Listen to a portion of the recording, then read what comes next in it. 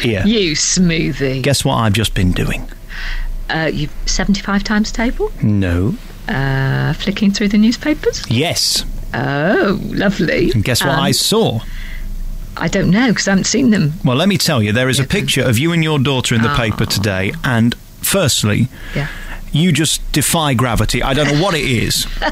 You look amazing, but your daughter as well. Is there any chance you'd consider me to be your son-in-law? Son-in-law material? Well, of course, it's wonderful being my age, because I am very much of the older generation now, so I kind of ask everyone to call me Auntie Carol anyway. I'm very happy to audition. Is there anything you need to know? Auntie Carol is a kind of a first way in. You do realise this, don't you? Yeah, she's lovely, isn't she? How can you look like sisters? I know people are going to say, you're just going nonsense because she's on... We look like mother and daughter. No, you don't, honestly. You just look gorgeous. Congratulations on that. How long does it take to do that, or does that just come naturally? To do what? Make you look like you. It's the dress. It's one of the hold it in the right places kinds of dress, I think. Are you a Spanx lady? I'd like to Spanx you myself, Carol, if you know what I'm saying. I want to talk about you, though, because you've just had this book out about your life, and what a life it's been. I sat there on holiday in the summer, and it was in one of those newspapers, I don't know whether it was the Mail or the Sun or something, the whole countdown episode in your life. Well, it is a part of me. And always will be a part of me, and I hope that even in the years to come I will always be a part of it, and I believe I will, just as Richard will.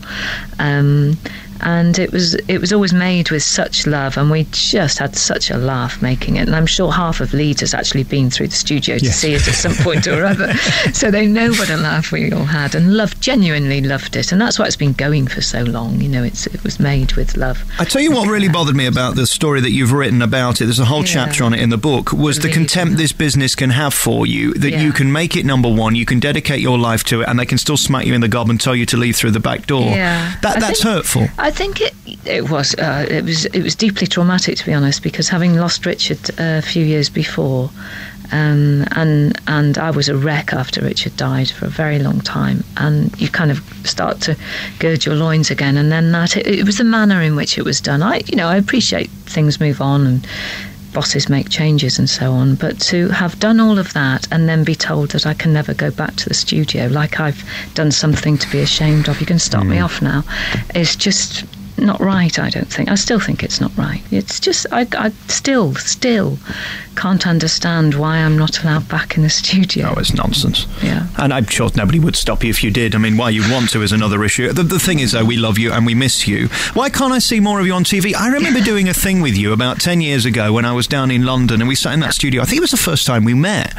And my opening line was, a strange thing happened to me the other day. A politician answered my first question. I saw a programme on Channel 5 that didn't have sex in it, and there was a programme that you weren't on. Something like that. Like that. It was about 10 years ago. Yeah, and there was a point, wasn't there, when you were on everything? Have you deliberately pulled back now? I have, yes, I have. Why? Come back.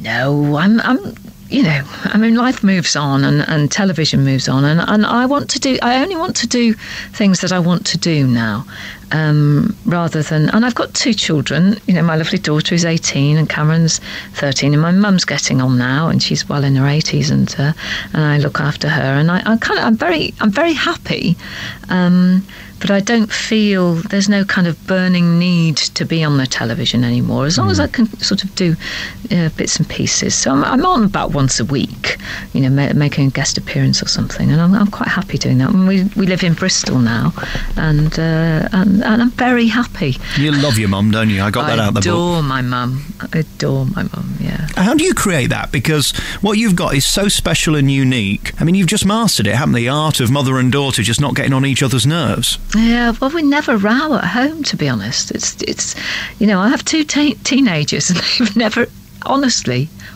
never once answered back, never once asked for anything.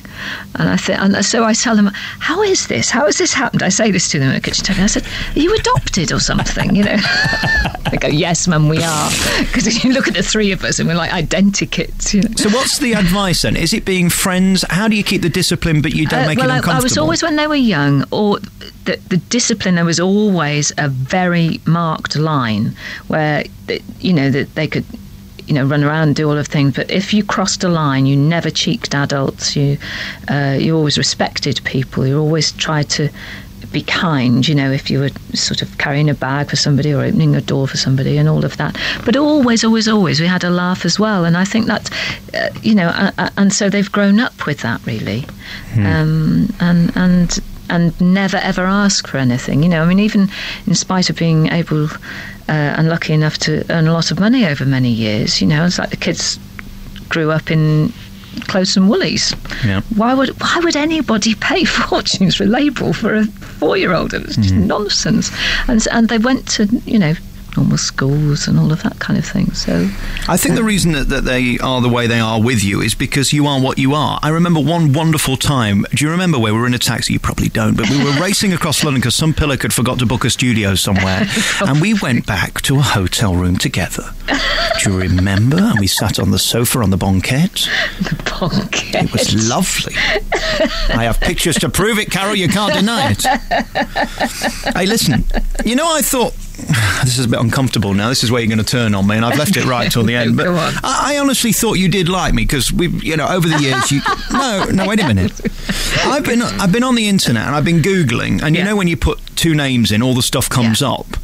And I thought we'd got a good relationship. That we're showbiz pals. We're not picking out curtains or swapping kidneys or anything, but everything's fine. And then I find, Tarquin, could you play that thing? We found this on the internet. Why would you say this? Hello, I'm Carol Vorderman.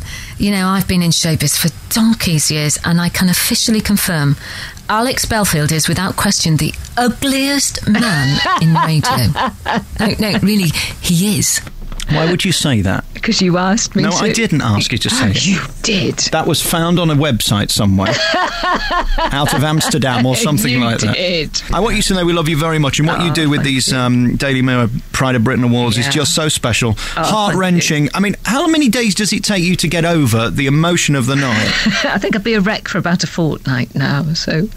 Yeah, I just kind of work my way through the next couple of weeks. But it is wonderful because we see past winners come back, year after year, and particularly those who have charities, and it gives them such a boost, and the charity's such a boost. It's lovely.